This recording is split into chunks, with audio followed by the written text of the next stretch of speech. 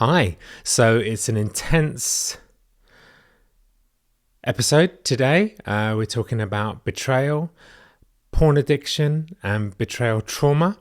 And I thought I'd call in an expert. And I'm very pleased to say that I have on the podcast today Candice Diaz, who is a survivor of betrayal trauma. She's very open about her husband's porn use and how they got through that struggle in their relationship. And I get candid about issues I've had in this as well, which is kind of, like always, just digging deep to kind of put it all out there for you guys to maybe if you identify.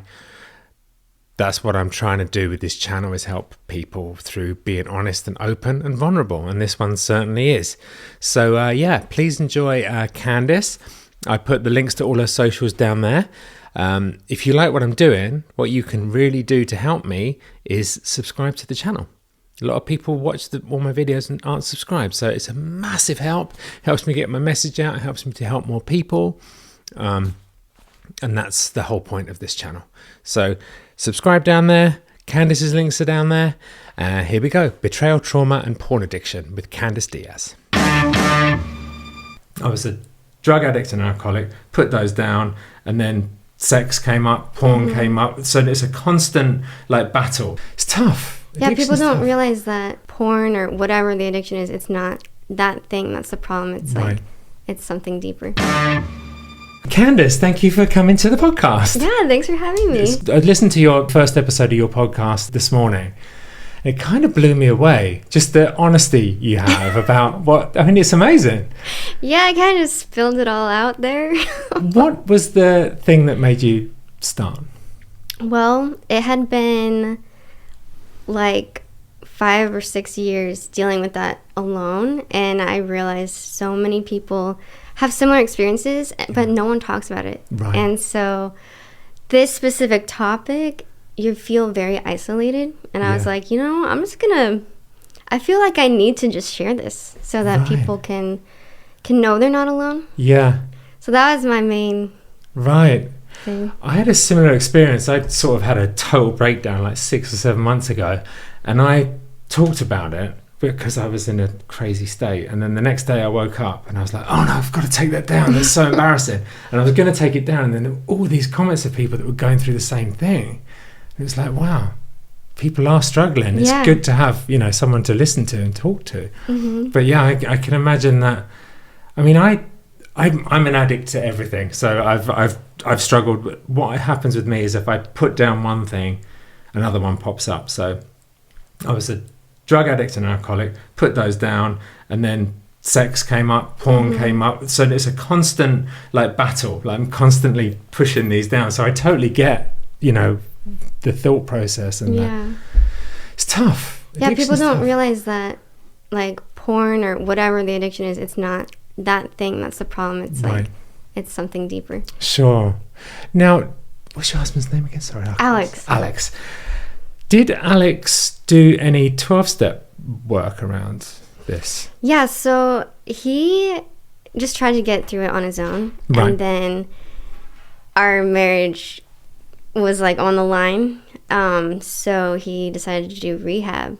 Okay. There was a specific rehab for sex and porn addiction, and so during that they did 12-step, they did recovery meetings and all that. Sure. And so now he still goes to recovery meetings.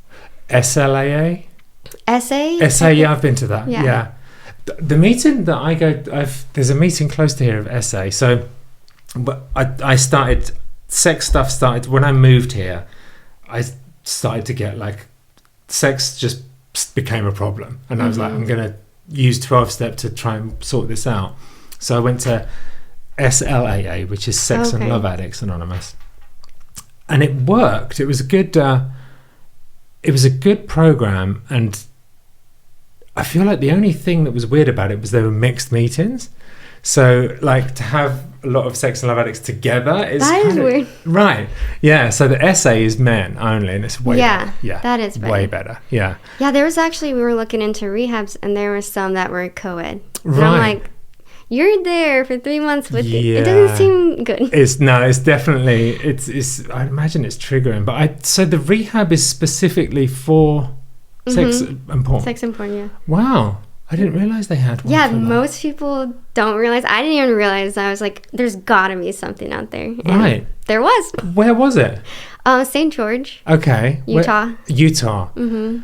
Was it in like a countryside, like a setting? And so Yeah, you're like on a ranch kind of. Like they take Right. care of horses. Yeah. And you're in the mountains. And yeah. if you know St. George, there's like red rock everywhere. And it's a really healing place. Wow. Actually.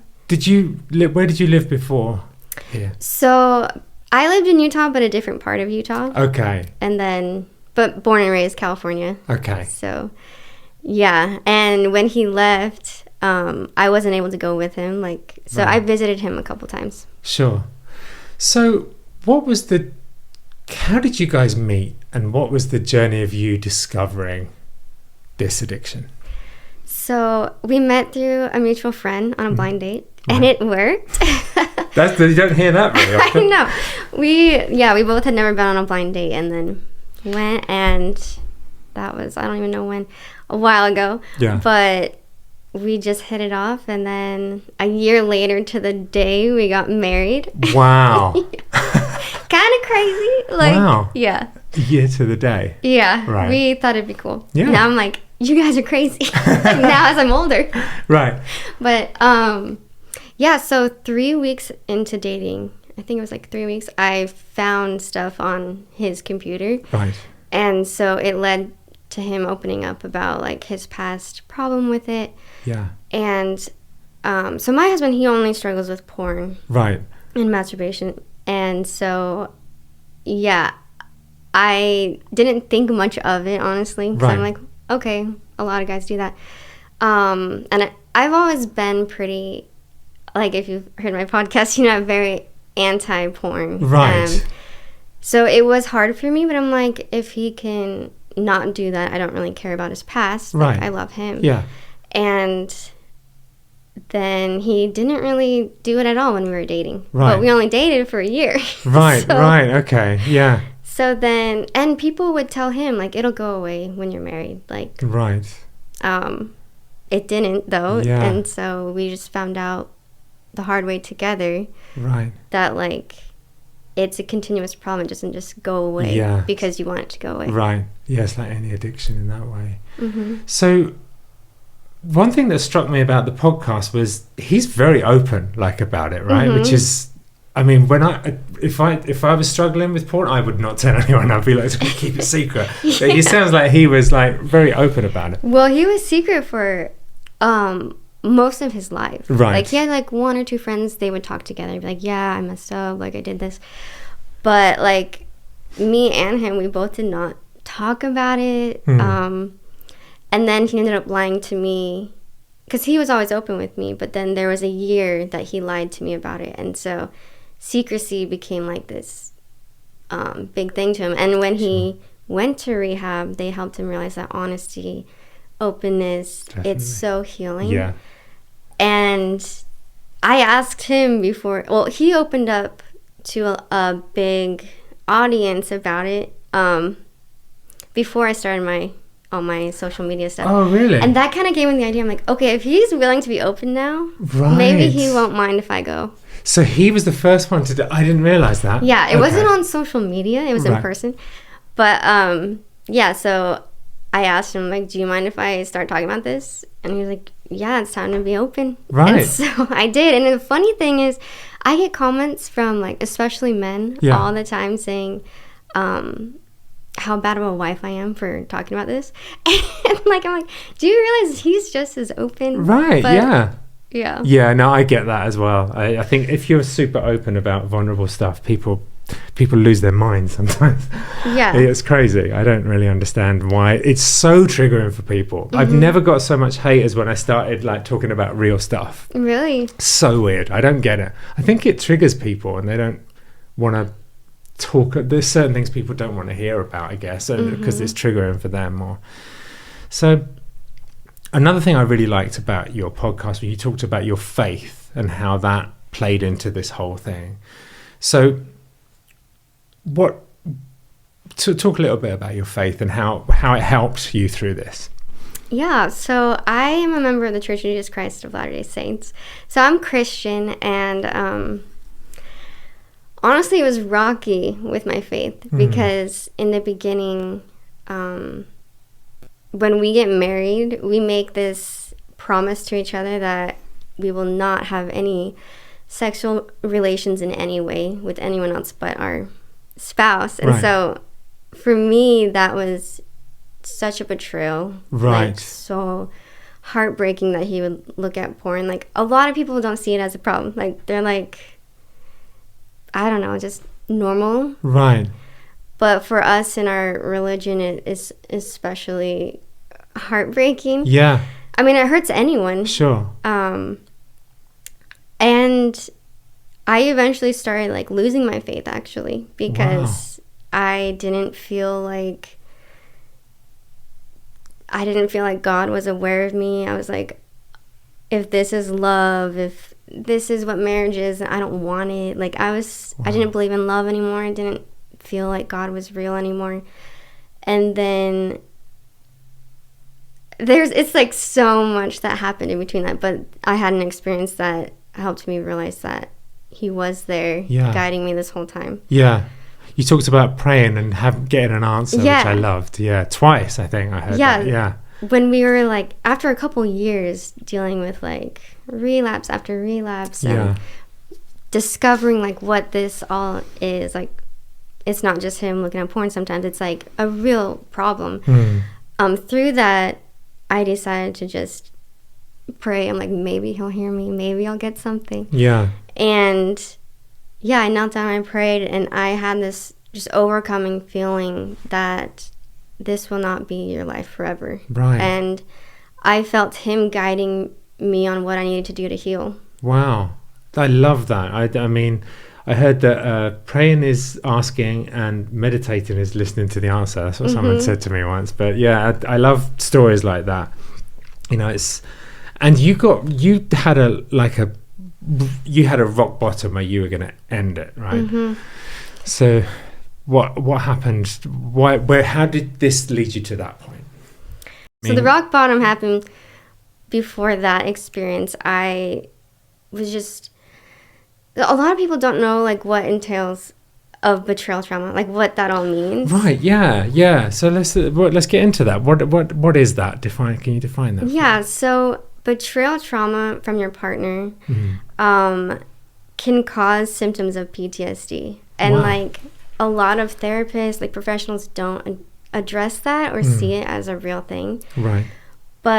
And so I had no idea what I was going through, but I was experiencing crazy like mental things that I had no idea. Like, I would be triggered all the time, like constantly in fight or flight mode. Like, I was always on edge, like he was going to go look at someone. Or it was just overtaking my entire life. And when you're consumed with that and you don't have anyone to talk to or anyone that believes you or listens to your feelings, you can go in a downward spiral. So I was at my lowest point ever, and I decided, like, if this is life, I do not want to be here. Wow. And it wasn't just one day I wanted to commit suicide. Sure. I was obsessing over it a little bit. Like, if I don't die, like, I hate admitting this now, like, in my right mind, but I was like, if I don't die, I want Alex to die. Like, I want this problem to be done, and one of us has to die. Wow.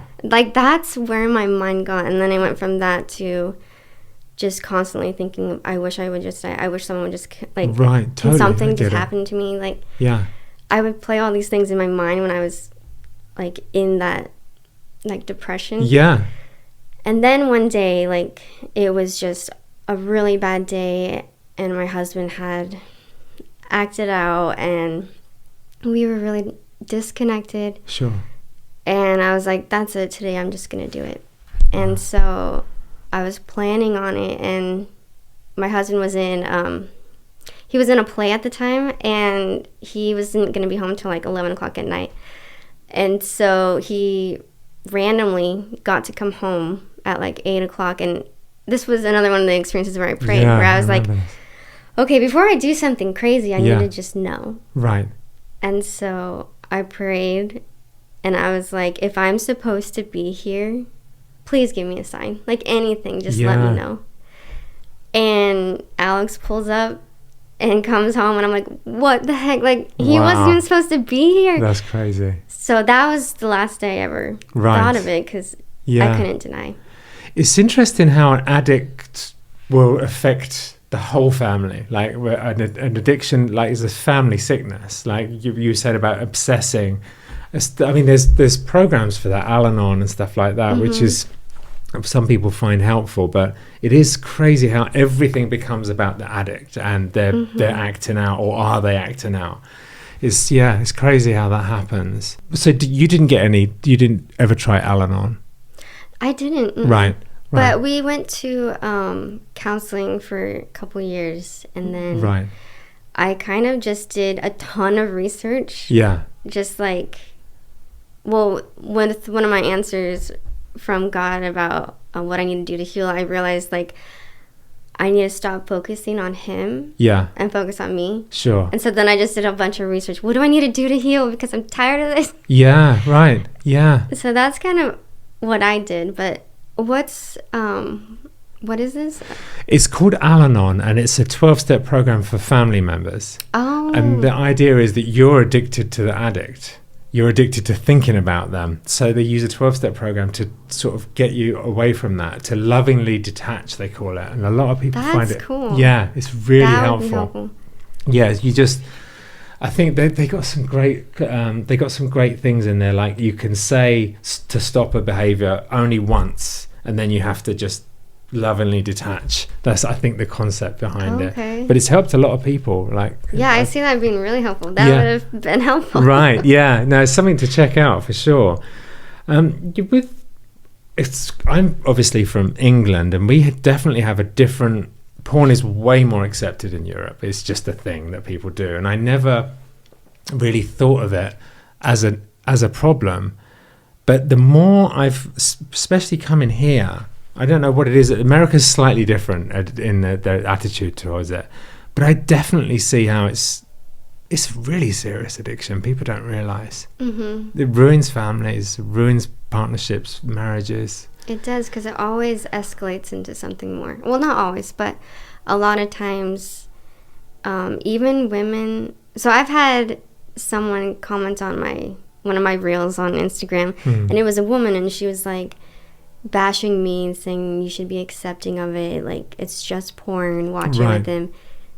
And then, like, months later, I get a message from her, and she's like, I'm sorry, you are totally right, I'm heartbroken from my husband's addiction. And I'm like, a lot of women or men, like, we try to pretend like it doesn't bug us because it's so normalized, but it's not supposed to be that way. I mean, like, humans want that connection and that love. And when it's being shared, even if it's a screen, it's not completely honest. And it is like struggling for connection, but you don't get connection from someone that isn't there. So you're like searching for it, but it's not there. It's like a one-way street, isn't it? It's tricky to work out what that is. And people don't realize how it really affects them. Like, so someone struggling with porn, it's like, in our experience, we never had a good intimacy, like, connection until porn was gone. Like, wow. Yeah, that's interesting. I found for myself when I'm struggling with porn addiction, sex becomes it sort of just goes into the background. And it's weird how that happens. It's definitely, and it feels super unhealthy. I just feel like scummy and like, this isn't what I'm meant to be doing, that kind of thing. So, I mean, I really recognize it as coming from being addicted to drugs and alcohol. I really notice it's the same thought process, the same thing. Like, I just watch it once, and then it's like, you can't stop. Like, for me, I can't stop. And it's the same thing that I went through with heroin or alcohol. Same, I just do one little bit, and this time will be different is another one. This time I'll be able to it never works. You just always end up going down that dark whole. Yeah, that's amazing that you stopped doing those things, by the way. Right, Like, well, I mean, that takes a lot. I had to, really. I didn't have a choice. It was like either stop or die. Yeah. So, but I mean, yeah, I totally get the addictive mindset. Have you ever felt yourself getting addicted to anything? Do you have an addictive personality? The most I've been addicted to something is Dr. Pepper. I don't know. So I've never really done much. Right, right. Of that. Yeah. Because some people would say that you might have been addicted to thinking about your Oh, house. yeah, I guess you could count that. Right. Like, addicted to that. Yeah. Because were you obsessing like every over day? it, Yeah. Yeah, it's so interesting. I mean, so what are you guys doing now? Where are you at now? Well, it's been quite a journey. So we were like heading for divorce. I was ready. I did not want to be married to him at all after going through this for so long. And then he went to rehab and we were still rocky, and now it's been almost 2 years since rehab, and we are healing and happy, and Wow. it's like a huge miracle. I never thought we'd still be together. Wow. And he's gone a year clean. Wow. And now we just want to help people. Right. So what's the plan with your page and your social media? What's the next step for that? Well, I'm coming out with an online course for women. Oh, great. To help them get out of that betrayal trauma. Sure. And then later, me and my husband want to do one for couples. Right. To help them build their intimacy and have understanding for both sides, because you have to have understanding for each other Yeah. if you're going to work through this. Yeah, totally. Like any addiction, like you have to understand where they're coming from, and they have to understand where you're coming from. Sure. Yeah. Did you go to family groups at rehab where you like with other spouses and stuff?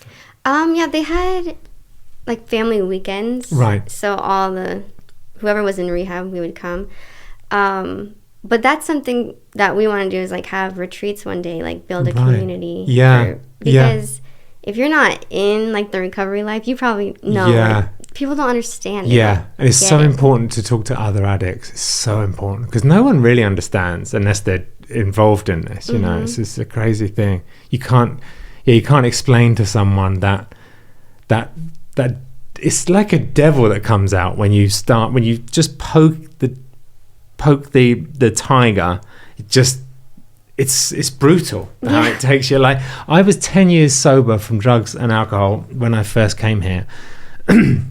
And I got in a car accident, and because I wasn't connected to a community, I wasn't talking to addicts, I didn't have a sponsor, I wasn't doing my work in this program, my head just went, just get drugs.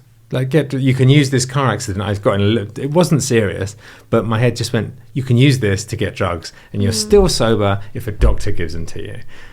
Wow. And that led to a full relapse. And it's just the way the mind would just lie to you as an addict and just say, you know, you can try it this time.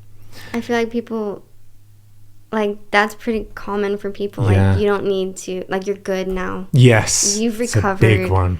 And so, like, for my husband, his goal is to always be going to a group and meeting. Yeah. Like, once a week. Sure.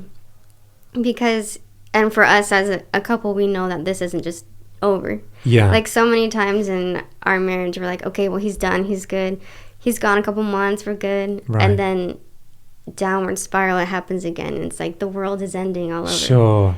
It's like you have to remember that healing and recovery is possible. Yeah. But you always have to kind of have the mindset of recovery. Yeah. Like, you talked about sort of having a sixth sense about when he'd relapsed. Mm-hmm. Like, what would that be like? How would you get that sense, and what would happen? Well, it's funny. We make a joke now that I'm in his head. Like, I'm secretly in his head. But it was just, I would always have this gut feeling, even if I didn't see him or talk to him. I, like, instantly, I was like, he just did it. And sure enough, like, he'd come home and he would tell me, and I'm like, I knew it. Like, or I would see him, and the second I see his face, I'm like, you did it. Really? And I was always right, even when I didn't want to be. And it's different than obsessing. Like, you know when you're obsessing, and what's the word? It was just always different than my thoughts. I knew it was either coming from God or my intuition, like, something's wrong. Right. And would he act differently when he was using pornography? Mm-hmm. Definitely distanced himself, wasn't as loving. Right. Agitated. Sure. Just didn't. And for him, it affected how he saw, like, his life. Like, he wasn't as happy being married and a dad because, right, I don't know, he wanted to go do whatever. Yeah. So, how old is how many children have you got? I have 2 kids. Oh, wow. Yeah. What ages? 5 and 2. Oh, wow. They're great ages. So the 5-year-old has been around this, like, not seen it, but he's seen the change in dad, kind of thing. Mm-hmm. Yeah. Yeah, I think people don't realize how, like you were saying, it affects the whole family. Yeah. Like, we'll look back, and I mean, when she was born, we joked around that she kept us together. Right. Like, gave us a little more time to see if we were going to work out. Yeah. And then we realized we got to figure out if we're staying together for us. But yeah, she's seen him pull away and then become. He's always been an amazing dad. Right. Like, he hasn't really let that affect that, but she experienced him leave for 3 months. Like, we had to explain that to her. Right. Yeah. So you said that it leads on to other things. How did that go for Alex? What starting with porn? Where did it lead? For him, luckily, it didn't lead to extreme things that happens a lot for people. For him, it was like doing it in risky situations, like when you're supposed to be working or in a car, driving. Yeah. Right. Just like riskier things. Yeah. For others, like, especially going through programs, you meet a lot of people. Yeah. And their stories, it's very common to reach out to sex workers. Right. And this goes on for years. Yeah. And your wife has no idea. Yeah, totally. I've heard some stories in the SA meetings that are just scared. Like, if I ever thought that porn wasn't a problem, I hear guys talking about starting with that and ending up in the craziest situations you can imagine just from that. Yeah. People don't realize, like, I mean, I'm thinking about a couple of people. I can't break their anonymity, but yeah, it's like down to as far down as you can get, starting from porn. It's crazy. People don't see. A lot of times when I'm sharing about this, they think I'm crazy. Like, online people think I'm crazy. I'm like, you don't realize how it affects your brain. Yeah. And, like, for it to lead to those things, it's a serious problem. How does it affect the brain? Well, I feel like it usually detaches people from, what's the word? Not humanity. It detaches you from the world, I feel like. Yeah, I get it, yeah. So you start viewing everyone as objects. Right. Yeah, that's a big thing, yeah. Mm-hmm. And they say that in SA a lot. You tend to objectify people. You don't see them as whole people. Yeah. That's a problem. Just kind of a selfish, like, what are they going to do for me, or what do I like about them? Yeah. And then it's interesting because as a spouse to someone, you start doing the same thing. You start doing the same thing you don't want them to do. Right. And I had to heal myself from doing that. Like, every time I saw someone, I would be triggered if they were, like, in revealing clothes, or I thought they were prettier than me or had a better body. I would just do exactly what I'm hoping he's not doing, but I'm, like, objectifying them too. Right. Interesting. That must have been how did it affect your self-esteem when you found out about it? Oh, it's been rocky, like, to the point where I got surgery to fix myself. Wow. Because when your partner is looking at other women, turning to that, it's easy to feel like you're the problem. Right. Like, what am I lacking? Like, Yeah. he can have me whenever he wants. Sure. So yeah, I dealt with a lot of self-esteem issues. Yeah. And luckily now I understand that it has nothing to do with me. Right. It has nothing to do with the partner. It's all about the addict or Yeah. user. Sure. Wow. So you even got to the point of having surgery to try and wow. That's Yeah. yes. And now when I think about it, I'm like, I can't believe I did that. Right. Right. But I mean, it affects people in crazy ways. I mean, I can totally see, like, from your point of view, just being, what is it? What's wrong with me, kind of thing. When I realize it's nothing to do with that, but I can see that would be the thought process. Obviously, you know. Yeah, like when you're in that like betrayal trauma mindset, you can't see that. Yeah. And if no one helps you see that, then you're just stuck in it. And so I tried to fix myself for years. Wow. Yeah. And so how did you get out of that? Well, understanding more about the addiction or why people use porn really helped. And then also finding my own healing, like separating myself from his actions. Right. Focusing on me. Why do I believe these things? What am I experiencing? And then it's weird. Like right now I'm actually going through issues again with body image because I'm getting my surgery reversed. Oh, wow. And so I'm like trying to learn right now actually about how to love and accept my body no matter what. Wow. Yeah. So you, what's the thinking behind getting it reversed? Are you just like, is that from a part of your life that you want to sort of forget about? Yeah, it's kind of like, I'll just say I got breast implants. Okay. And so I just don't want them anymore. I don't think they're serving me. And it's kind of like a healing thing. Like, I don't need them. Sure. I got them when I was in crazy mindset. Right, absolutely. So in my normal mindset, I would have never got them anyways. Yeah. So yeah, it's kind of just returning back to me. Yeah, I love that. Yeah, it's like a symbolic returning back to yourself. Yeah. Yeah. What would you say to anyone out there that's going through what you're going through, has just discovered their partner is abusing porn? I would say first find a community, find someone who understands you. Don't be isolated. And then understand that you are not the problem. Yeah. And to set some boundaries and stick to them. Right. I feel like it's so scary to set boundaries with your partner because you love them and you don't want... With this specifically, it's so scary because you want them to open up to you. You don't want them to hide or lie about it. Sure. But boundaries are about you and your safety. And so what's an example of boundaries that you've set? So in the beginning it was all over the place, but like our boundaries now is we do a daily check-in for like how are you mentally, like it's not all just about the porn, but then he also updates me on how it's going. Right. We do like, I'm trying to think what else we do.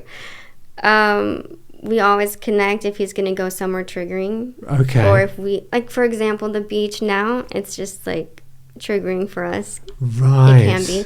So we have a connecting moment. We're like, okay, we're going somewhere triggering. We know we are. Sure. We know we're going to see things. Right. So let's stay connected.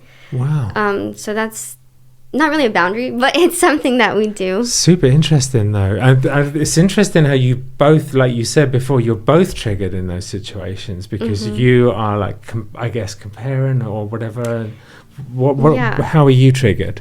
For me, I'm not triggered if he's not there.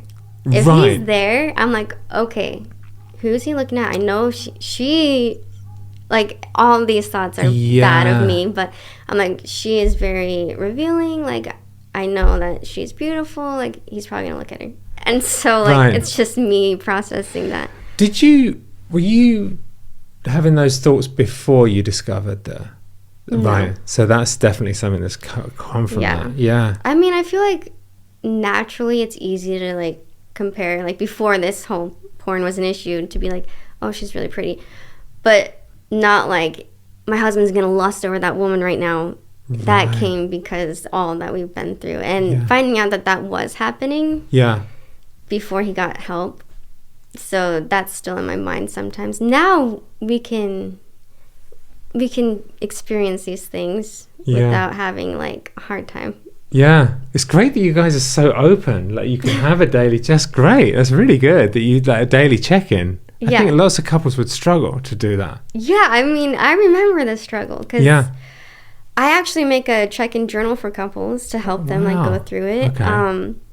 But I tell them before they start this, I'm like, meet with a counselor first if you've never done this or there's something you need to disclose, because it can be very triggering at first. Right.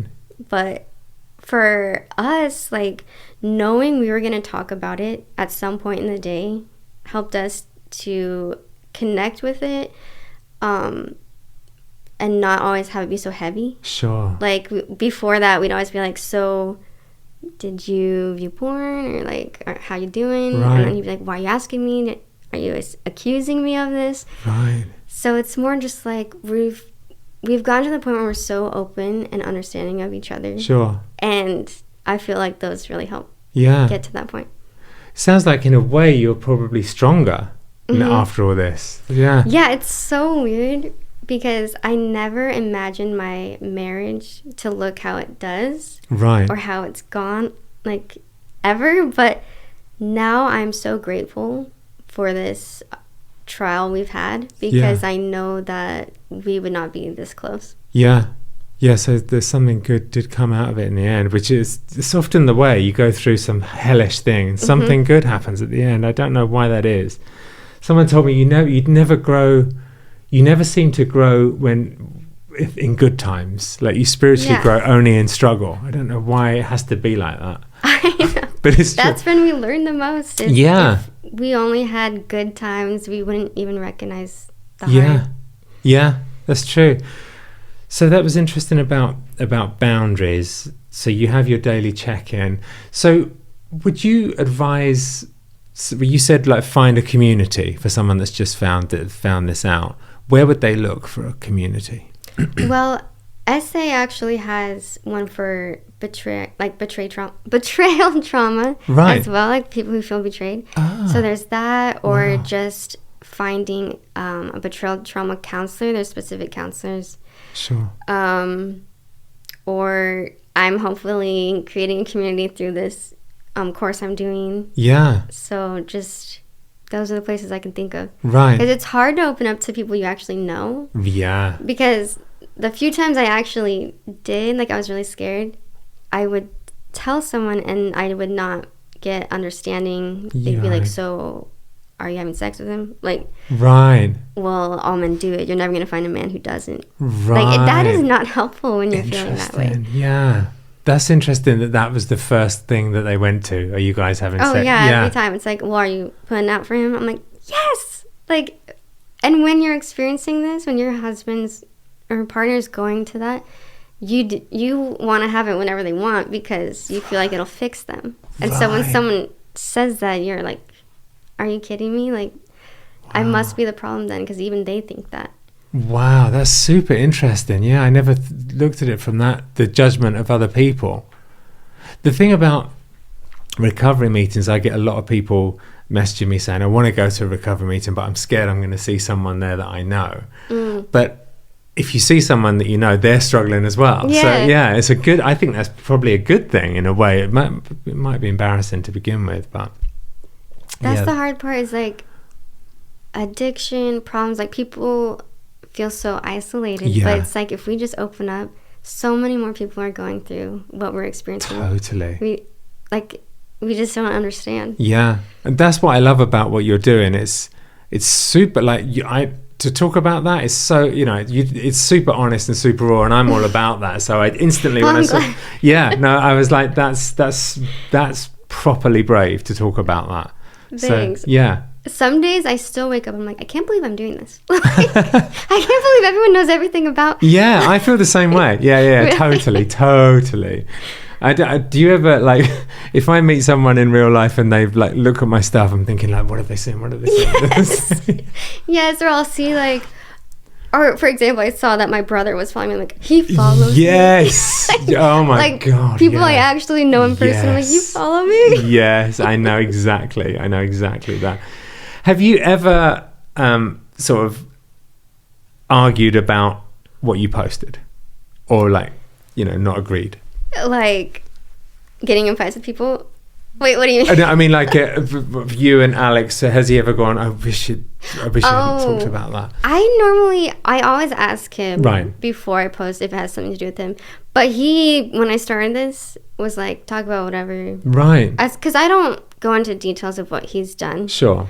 So it's just the general idea, unless he tells me I can talk about something. But our relationship comes first, so it's like I would delete the thing if he didn't want me to. And he's completely on board with it. You said he was the first person to go public with it. It was right after he got back from rehab, and the first of the month, our church lets people come up and share their testimonies of Christ. But Alex got up. I had no idea he was going to get up there and say anything about what he's been going through. But he got up and he shared that, you know, he struggles with it and that there's healing and forgiveness. And after he did that, so many people were grateful for his honesty, and they asked him to come speak and talk to all the youth in the area. So like any kids ages like high school. Sure. And he just shared with them his experience, because that's how old he was when he started. And it was so cool to see. And after he did that, I was like, do you mind if I start sharing too? And that's kind of what sparked all of this, like sharing online. Yeah. Well, I think you're doing a real service, and I think you're helping a lot of people. You know, it's good, and people don't talk about this stuff, so it's really good to get it out in the open. Thanks. And thanks so much for doing this. I really appreciate it. This has been great. This has been one of my favourite ones. Oh, okay. So thank you so much, and I'll put all your socials in the description. And thank you so much, Candace. Yeah, thank you. Thank you. That was great.